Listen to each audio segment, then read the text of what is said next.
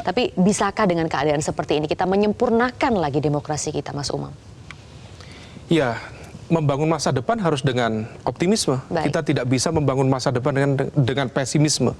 Tetapi tentu dengan optimisme yang terukur. Oleh karena itu, kalau misal kita memiliki cara pandang yang kemudian dianggap kritis, itu sebenarnya mencoba untuk mendekatkan realitas supaya kemudian kita lebih tahu apa saja yang kemudian harus diperbaiki. Nah, kalau misal tadi terkait dengan konteks gerakan civil society misalnya, ya harus dibangun secara simultan, termasuk juga model kekuasaan pendekatannya, karena praktis kalau misal kita cermati ya bagaimana gerakan mahasiswa terkait dengan pembelaan mereka dalam amandemen Undang-Undang KPK, dalam konteks pengesahan Undang-Undang Cipta Kerja misalnya, terjadi secara masif, tetapi hanya dalam hitungan hari, praktis 1 minggu hilang semuanya. Dan itu besar kemungkinan karena memang ada mekanisme kekuasaan yang mereka pencet tombolnya, ada red button di situ, dan kemudian itu merontokkan hampir semua gerakan yang ada. Bahkan sampai saat ini, itu yang tadi saya sampaikan, ada karakter terfragmentasi. Dan fragmentasi itu sampai sekarang masih terjadi.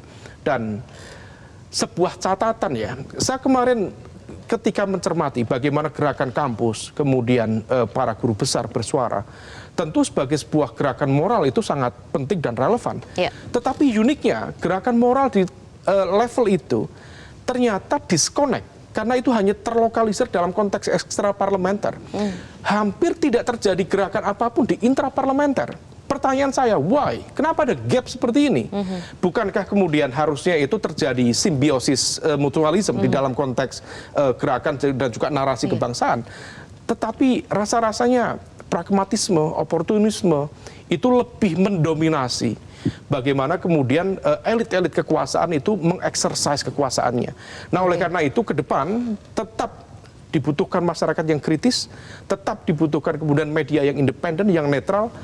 Oleh karena itu, bagaimanapun kita juga harus saling mengingatkan ya, karena tanpa ada sebuah mekanisme check and balances, saya pikir kekuasaan akan cenderung kerap. Karena itu memang itu rumusnya. Itu yang disampaikan Acton. Saya pikir itu terjadi di mana-mana dan pelajaran di Indonesia jangan sampai kemudian menjadi situasi yang semakin memburuk. Jelajahi cara baru mendapatkan informasi. Download Metro TV Extend sekarang.